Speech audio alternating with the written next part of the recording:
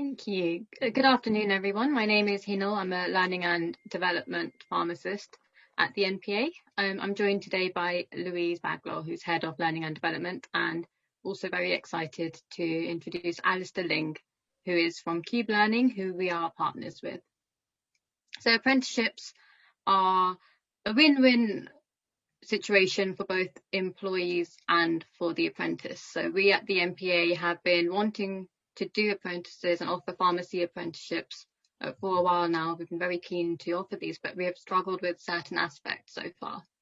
However, with all the new government incentives that have been announced in the last few months, and with combining our level 2 courses with Cube's retail apprenticeships, we've been able to make a new package so we can offer to save you thousands of pounds with minimum paperwork and minimum hassle. So we'll be exploring this today. It's about keeping the pharmacy workforce alive and introducing more people into the pharmacy workforce at a time where it's really needed. So I'll share my screen. The slides.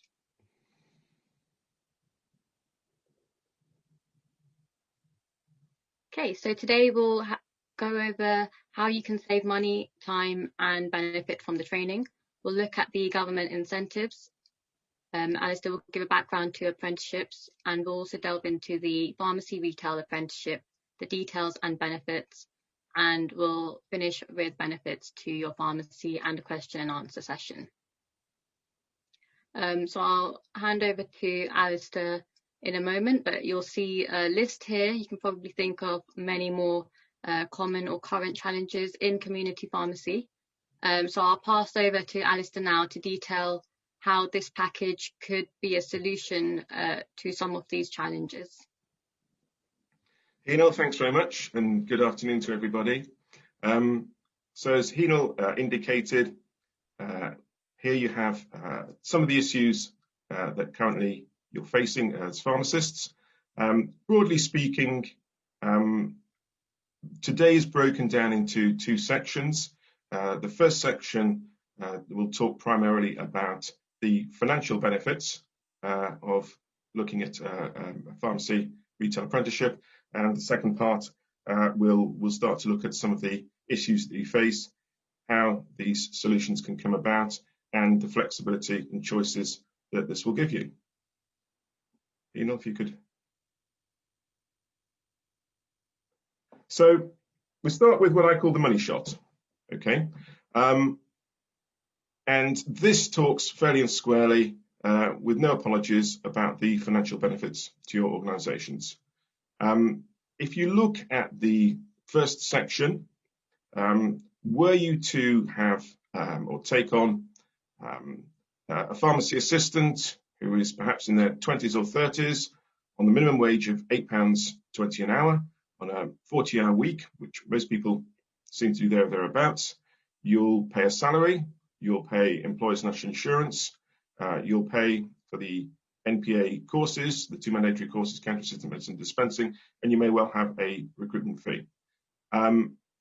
This combines to about £19,000. The second section looks at the alternative, which is employing an apprentice. Okay. Now, the apprentices do have a minimum wage, which is below £6 an hour.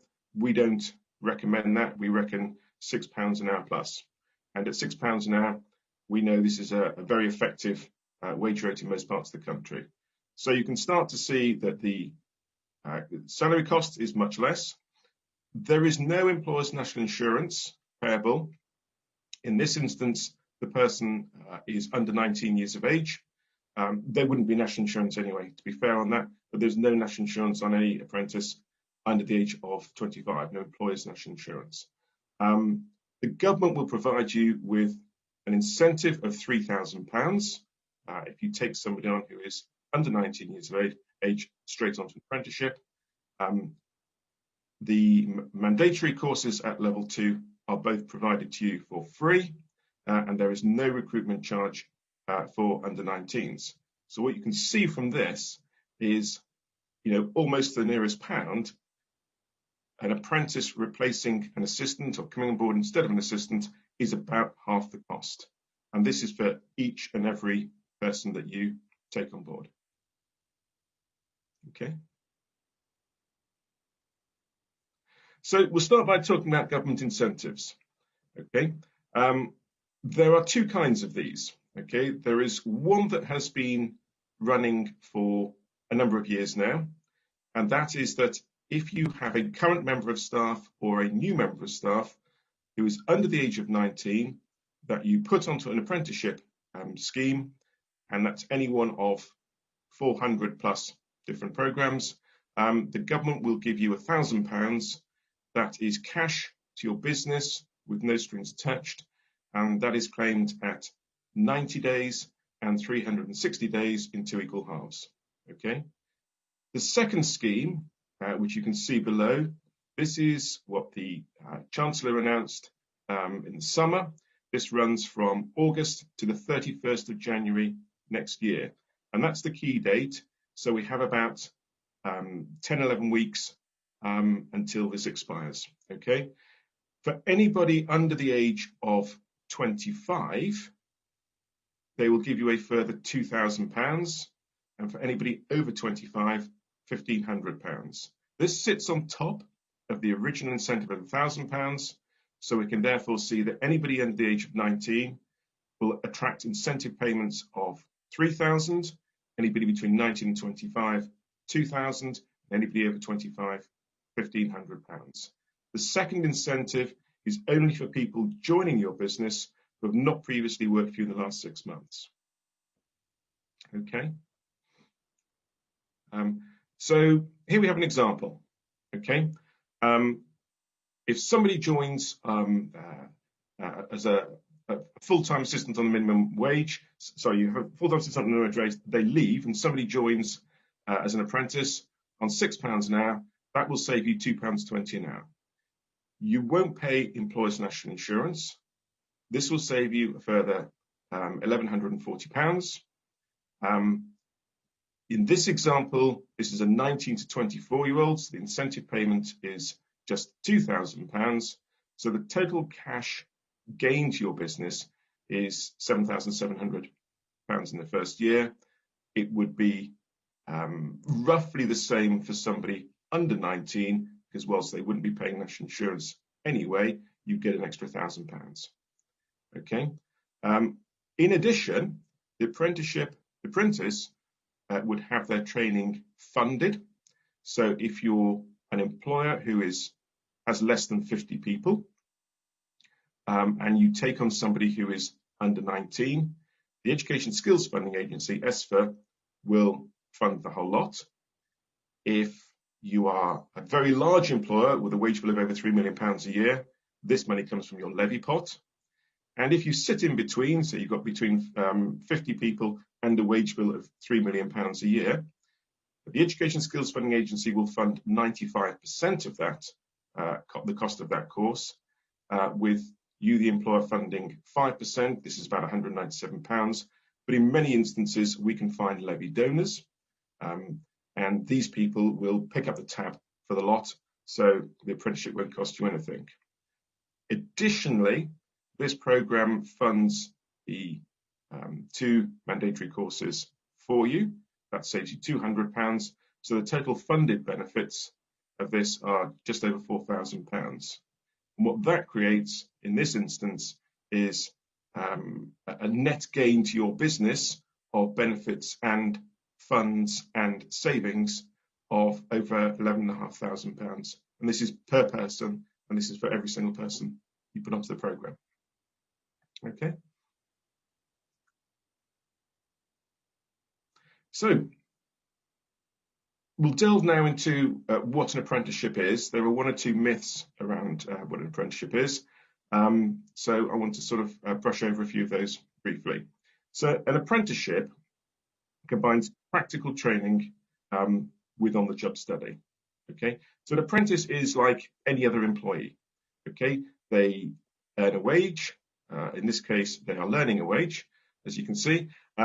They get holiday pay, they have a contract of employment, and they are allowed to enroll on a pension scheme. Okay, They work alongside and they are mentored by experienced staff, and they gain job-specific skills, knowledge, and behaviours focusing on what best practice is. Okay, they are allowed time for training and study, and this is something that we call 20% off the job. So 20% off the job is historically when people went to college, they would go on day release 1 day a week or 1 week a month or something like this. Everything happens in the workplace now. The tutors will visit them outside of COVID in the workplace about once a month, spend a morning and afternoon with them.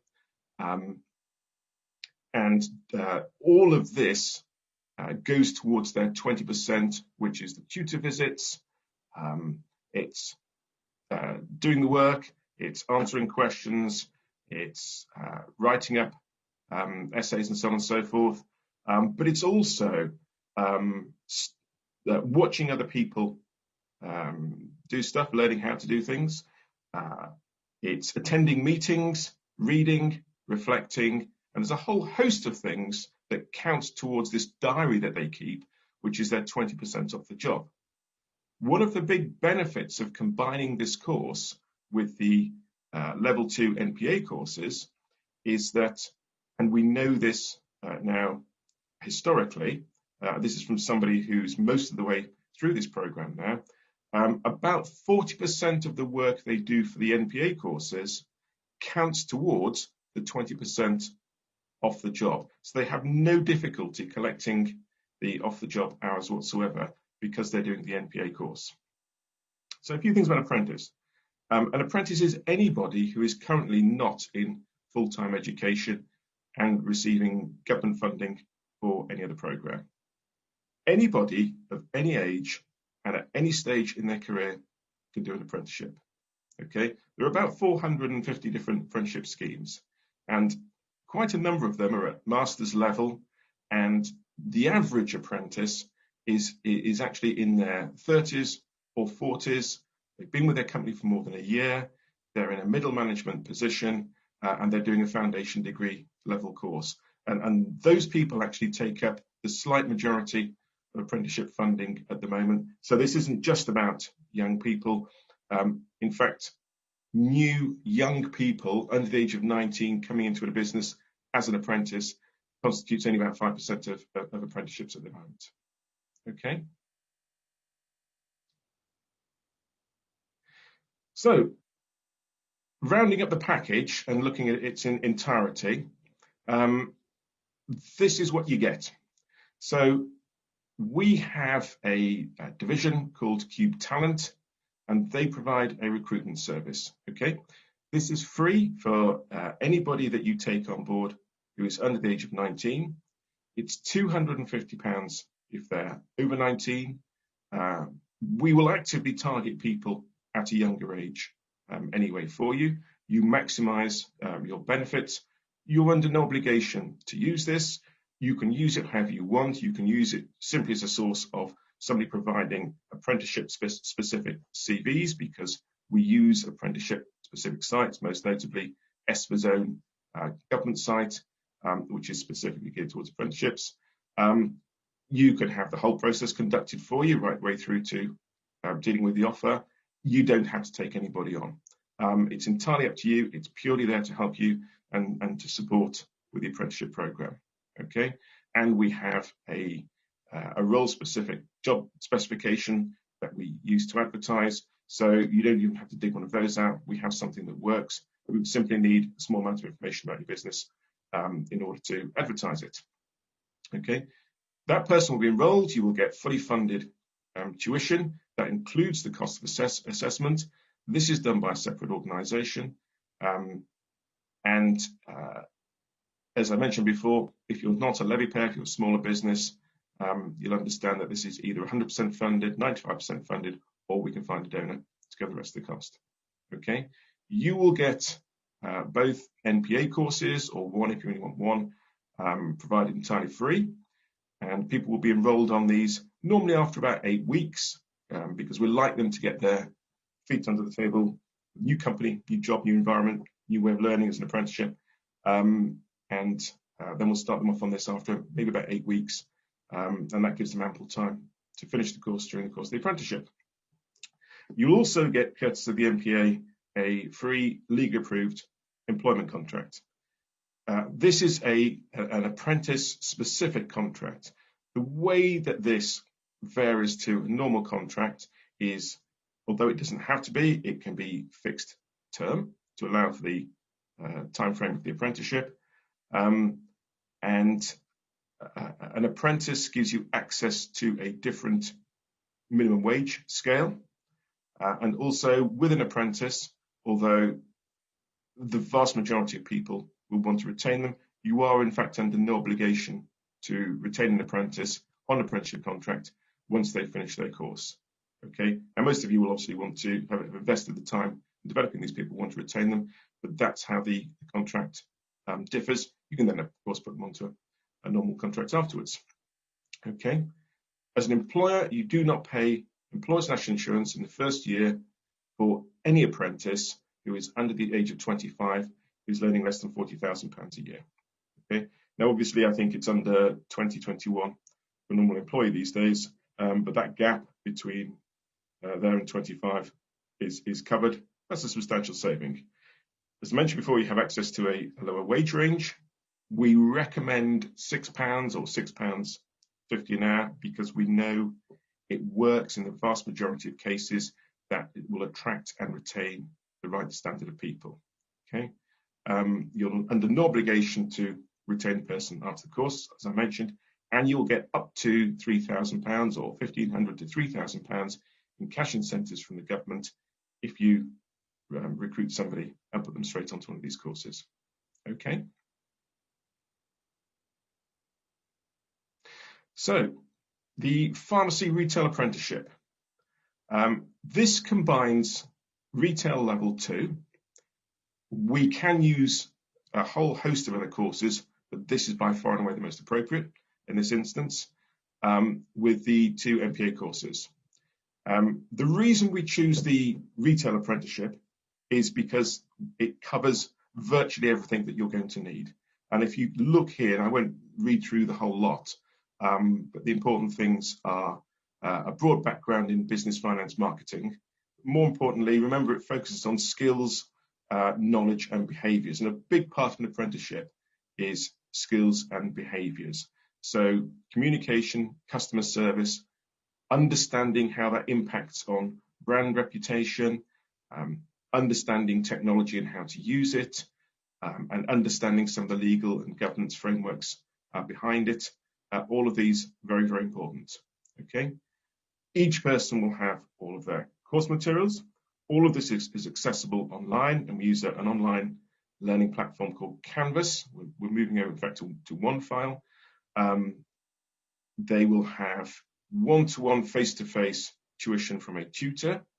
During COVID, if that's not possible, this is done via Teams or Zoom or Skype or something like that. Apprenticeships take between 1 and 5 years generally.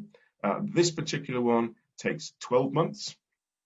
We always say allow up to 15 months. Some people might not complete on time. Some people might have to wait a little bit for endpoint assessment because the organisations like City and Guilds and OCL and so on and so forth can't always do this immediately.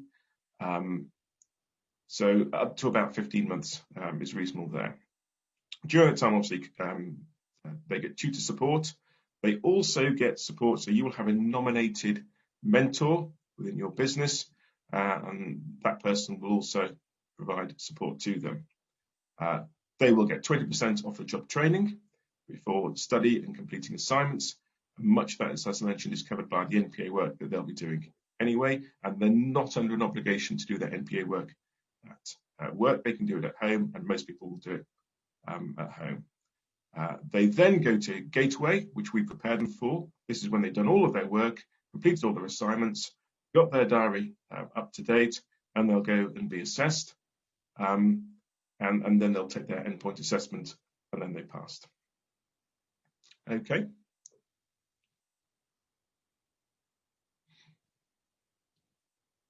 So this is yours, I think, Hino.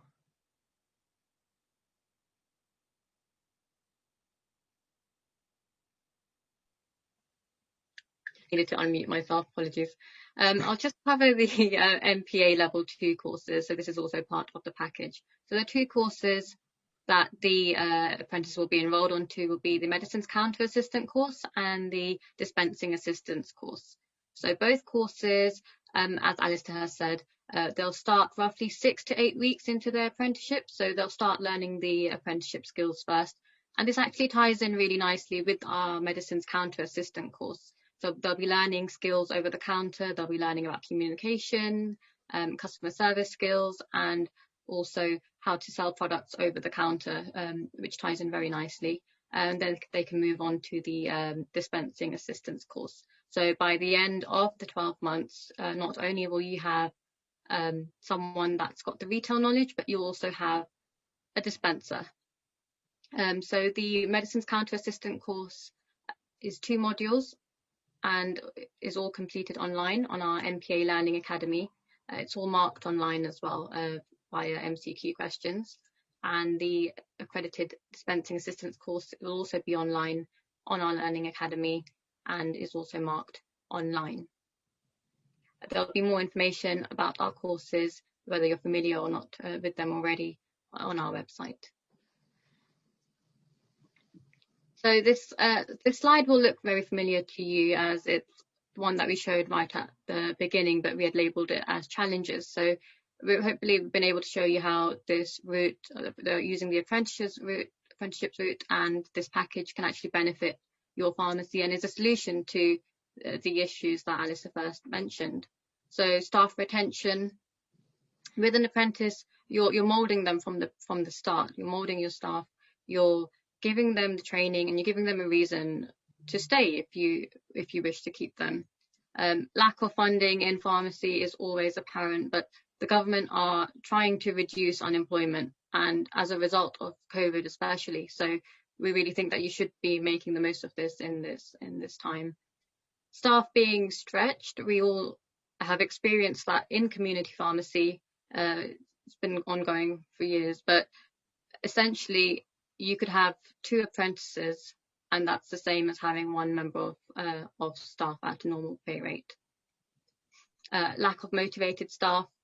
With apprentices, you could have anyone of any age, but if you are going for the incentives, you can get someone that's young, motivated. And so far, we've been piloting this program, and there's been really great caliber so far. It's about getting the right people for the job, good quality people that have that motivation, and this has an impact on how they work, how they behave with customers, and increase customer retention. When they pick up their skills, knowledge and behaviours in the retail apprenticeship, this can really improve customer satisfaction. It can improve their learning with stock management, and it can contribute overall to business objectives. So having that retail knowledge and drive is something that you won't have to worry about. It's something that you won't have to teach separately or put them on another course. It will be something that they will be learning. So this can be a real asset to your business alongside doing the pharmacy courses. Okay, so we'll pop on to next steps now. I just wanted to add something first about some of the comments that Enel made.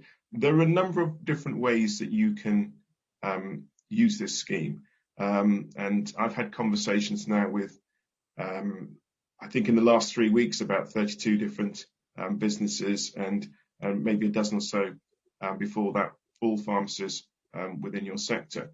And it's quite interesting some of the ideas people have come out with. Some people are very clear that the challenges are financial. They want to maximize the benefits. They want to get the best incentives. They need to keep their business running. They need to keep it staffed. And that's their objective. Other people are in a slightly different position where perhaps it is staff retention or getting the right staff, keeping the right staff. That's the issue. And these can be used in different ways. So as Henel mentioned, for the cost of recruiting and training a member of staff outside of this scheme, you can actually have mathematically 2 apprentices at the same time. What that will do is it will give more time back to other members of staff who maybe are feeling stretched, or who maybe want to reduce their hours, or who may be having to self-isolate, or so on and so forth, or maybe don't even get to take all of their holidays or so forth. It's an extra pair of hands that you can use. You can use these for 30 hours up to sort of 45 or so hours a week for an apprentice. Really below about 30 hours, you can stretch it down to 25 hours a week. Below that, it becomes very difficult to complete the apprenticeship on time. So you can use it as an extra pair of hands. You can use it as extra funding. Some people have even said, okay, I'm going to take my £3,000 of incentive payments from the government. And I spoke to a chap this week, and he's taken somebody on £6.50 an hour. He said to them, the most important thing is, I think I've got the right person. I want to keep them. I'm going to share some of that with them at 6 months. I'm going to share some of that with at 12 months. And I'm going to share some of it at 18 months. And that in itself will act as a very good retention strategy. So there's lots and lots of different ways that you can use this to help. And don't forget, they will also bring in lots of good behaviours, good practices and good information, particularly around the retail element of the business. Okay, so next steps. If you wish to have us recruit somebody for you and put them onto a scheme, I can send you some information about that. It's a quick form to fill in. We have Cube Talent that will do that.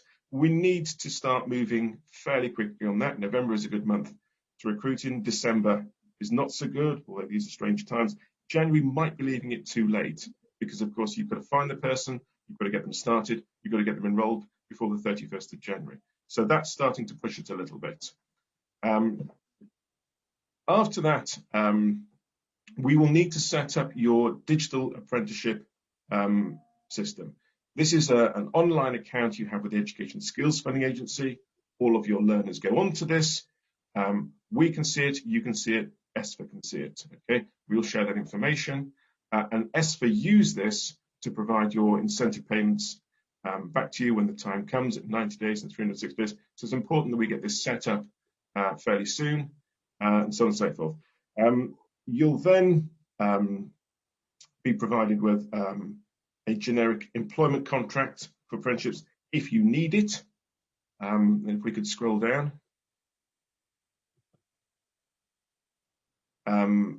And we will go ahead and enroll the student. So a student can be enrolled on the apprenticeship at any time. Literally, if we had the information today, we could make the phone call tomorrow, tee up a meeting for next week, and they can be enrolled. We just need very basic information to do that. After about 2 months, we will get them enrolled onto the NPA course. Normally at their second visit from the tutor, the tutor says, right, these people are comfortable, happy, they're ready, they're good to go, they can take in a bit more. The apprenticeship then finishes the course, goes to Gateway, gets their qualification, completes their apprenticeship, completes their MPA courses, and you're away. Okay. Okay. I think we've come to the end of that now. So, okay. Yep. So we can go to questions. I'll just exit the screen share. I'll leave this up for a minute if anyone wants to take a picture of this, or if you want to visit take the information down, the number and the email address, you can contact Alistair directly after this. We've also got the website. There's lots of information that we've told you today, so it might take a bit of time to digest. So take the time to read the information on our website. There's FAQs on there as well, and there's also a brochure available. And then you can come back to us anytime if you have any questions. But we will do some questions now as well. So thank you, Hinal. Okay, so we've had a number of questions in for our audience. First of all, what happens if the apprentice doesn't complete the course? Okay, so this is fairly straightforward. There are a number of ways an apprentice might not complete the course. Okay, first and foremost, they might leave. Okay, generally, if they leave within 42 days of starting, the clock gets wound back to zero, as if nothing ever happened. The person leaves, that's the end of that. Okay. If the person partway through the course, let's say 3/4 of the way through the course, decides to leave, the options are for them, they have to take their apprenticeship with them or lose it. So if they're 3/4 of the way through and they've gone through most of the learning, unless they go to another employer who is prepared to accept responsibility of them as an apprentice and carry on and finish their program, if they are without an employer who is prepared to do that for, I think it's 2 weeks or a month, I think it's 2 weeks in fact, then they're automatically off the program. They can't then go back onto the program and get funding for it, because once they have completed 30% of a course, you will no longer get funding to do that course again. You're deemed to have too much high prior knowledge and they won't get funding for that. From the employer's perspective, it's the same as anybody else leaving. If they leave after 90 days, you've had your first incentive payment, you keep that. You've done your obligation up to 90 days. If they leave after 360 days and they're just about to complete and you've had your incentive payment, again, you will keep that. And if they leave any time in the middle, they leave, and that's that. You will go onto your digital apprenticeship system, you will exit them, and it's as simple as that. Thank you, Alistair. Thank you. Okay, next question. What are the minimum hours per week for an apprentice? Okay, so this is determined by the 20% off. So generally we like to say 30 hours. You can get away with 25, and most people generally do 40. There's a reason for this. At 40 hours a week, that's 8 hours of learning. Okay, and you multiply that throughout the year, and you have the required number of learning hours. It's more than enough learning hours, in fact. Okay, at 20 hours a week, you've got 4 hours learning. That's half the learning time allotted, and that will not give them enough time to complete the course in a year unless they're prepared to sit at home and do that, which they're not obligated to do, in fact. So that's why we have the limit. Okay, Alistair. Just before I go on to the next question, actually, just to encourage our audience members just to send any questions they have in. We've got a few more, but yeah, please do take this opportunity to put the questions to our speakers. Okay, next question. Do we look for an apprentice, or is the apprentice recruited by Cube?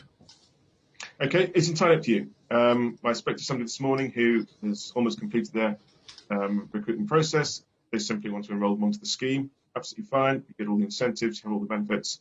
Doesn't make any difference. Equally, most people are saying, okay, this is the information you need. We will go away, advertise it, and give you that person. You're under no obligation. Either way, it's simply there to help you.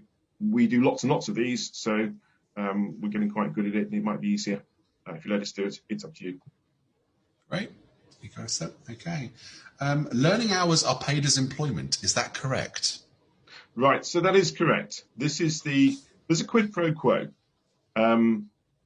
You're getting somebody for half price, and you're getting somebody that is better qualified than a normal assistant might be at the end of it. And the quid pro quo here is that you have to support them in having 20% of their time, so that's generally 7 or 8 hours a week, given over to learning, reading, reflecting, maybe doing some of the MPA stuff, and so on and so forth. And yes, for those hours, they are normal paid hours, and that's the quid pro quo. Thank you. Great. Okay. How quickly can we enroll someone? Today. So you could send the information today. I would send it to operations people this afternoon. They could have a tutor on the phone to the person tomorrow maybe, and book an appointment for Friday or Monday next week, and they're up and running. Fantastic. Okay, got one more question here. Is this a free service, or do we pay Cube a fee? Right, so all of this is free. The only instance in which you would ever pay Cube anything is if you recruited an older person over 19 and Cube Talent did that for you, then they have a fee of £250. Everything else is entirely free. Great. I think that's right, yeah. Fantastic. So that's all the questions we've had for the meantime. I don't know if we give our audience a couple of more minutes. Have either of you got anything to add while we wait to see if any more questions come in? I think all I would add is that the government incentives in their entirety are a big part of this, but they're not everything. I think if people are looking at this in terms of the cost reduction, it's a huge element, then I would say you probably need to act sooner rather than later, because that time frame of the 31st of January isn't that far away in the grand scale of things. Outside of that, there are a lot of other reasons to bring apprenticeships on board. If you look at the NPA website, I was looking at it this morning, there have been lots of studies done in terms of cost saving, increased productivity, bringing people into the business, so on and so forth. And I had, so I started working, I think it was towards the beginning of the year, with a pharmacy up in the Northwest. And we had a lady who was the first person, the guinea pig, for this. And I spoke to the employer a couple of weeks ago. In fact, I spoke to her as well last week. And I just wanted to get their perspective on how it went. And I was going to actually read it out, but I don't have it in front of me. I got a lovely email from the employer. And he said that this lady, who was 16 at the time, she'd left school. He described her as a bit of a wallflower, quite shy, diligent, and willing to learn. And he's mentored her through. And he says now, you know, he's so glad he did it. Aside from the financial benefits, he said, you know, she's the life and soul of the business. The customers love her. She's really blossomed. It's been a fantastic thing to do. And for the apprentice, you know, she'd left school. She didn't know what she wanted to do. And, you know, for her, this was, you know, little short of life-changing for her. So aside from the money, it's a good thing to do. And it has good benefits all around. I'd agree that you've had a lot of positive feedback, and also the service that CUBE provides as well.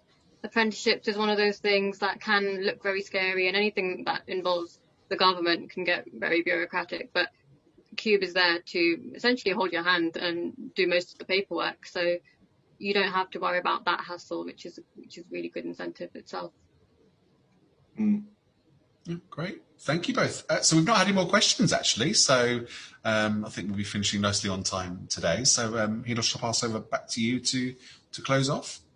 Yeah. So as Simon says, if you do have any questions, feel free to email us anytime. You've got Alice's email as well.